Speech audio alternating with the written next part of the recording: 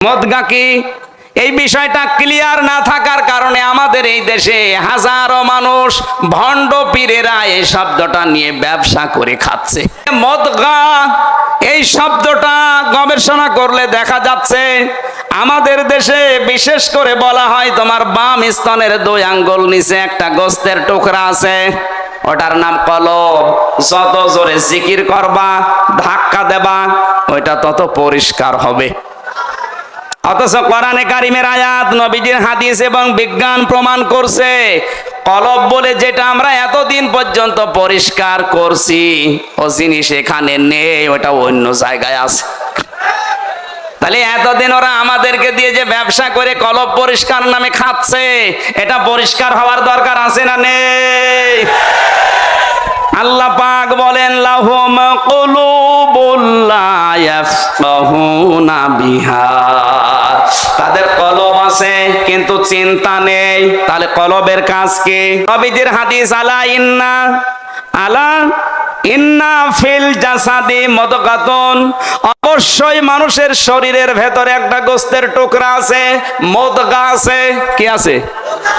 ইদা সালুহাত সালুহাল জাসাদ ওয়া ইদা ফাসাদাত ফাসাদাল জাসাদ, যখন ওই গোস্তের টুকরা ভালো হয়ে যায় পুরা মানুষটাই ভালো হয়ে যায়, ওইটা যখন খারাপ হয় পুরা মানুষই। আলা জেনে রাখো, ওয়াহিয়াল কলব, ওই গোস্তের টুকরার নাম, আরো জোরে বলেন। তাহলে আল্লাহর ভাষা কি ছিল? কলবের কাজ চিন্তা করা। নবীজির ভাষা এই গোস্তের টুকরার নাম কি? সবাই বলেন। এখন আমরা কি দেখি? মানুষের কলব যদি ভালো হয় মানুষটা ভালো হয়ে যায়, নবীজির কথা এটা। আর আল্লাহর কথা কলবের কাজ চিন্তা করা।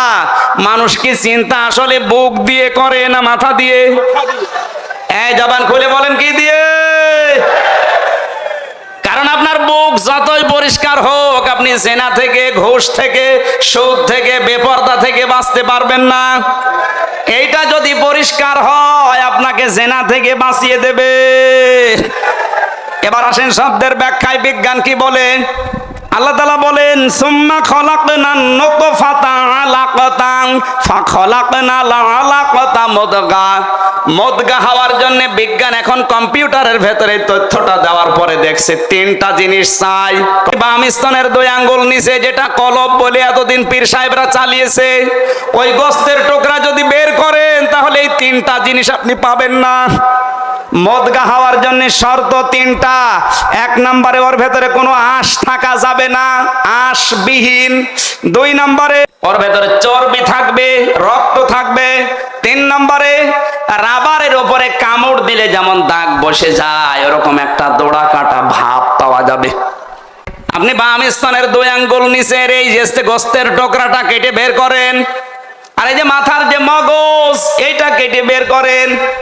যে 3টা শর্ত বিজ্ঞান এখন দিচ্ছে, কোনটার ভেতরে পাওয়া যাচ্ছে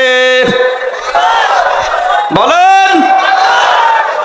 এখানে যেটা আছে এর ভেতরে তো রক্ত আছে, চর্বি আছে, দোড়া কাটা ভাব ও গোস্তের ভেতরে পাওয়া যায়। কিন্তু কোন গোস্ত শরীরে নেই যেখানে আঁশ নেই। আছে? বলেন না কেন? কিন্তু এই জায়গায় যেটা আছে এর ভেতরে দোড়া কাটা ভাব পাবেন, চর্বি পাবেন, রক্ত পাবেন, এমনকি কোনো আঁশ এখানে। ওনাদের রাগ আছে যে এতদিন আমরা কলব পরিষ্কারের নামে কত মানুষকে ধোঁকা দিয়ে বোকা বানিয়ে ব্যবসা করে খাচ্ছি। আরে কোরআন দিয়ে, হাদিস দিয়ে, বিজ্ঞান দিয়ে একই বলে। এই জন্য ওরা এখন আমাদেরকে শত্রু মনে করে। কোন কারণে আপনি শত্রু ভাবেন আমাদেরকে বলেন? সঠিক কথাটা তুলে ধরার দায়িত্ব আল্লাহ আমাদেরকে দিয়েছেন, আমরা পালন করব। আর আপনার দায়িত্ব এই কথা নিয়ে বাড়ি যেয়ে চিন্তা ভাবনা করা। আপনি যদি একটু চিন্তা করেন দেখবেন ওদের হাজার হাজার ভণ্ড পীরের ব্যবসায় বাংলাদেশে বন্ধ হয়ে গেছে।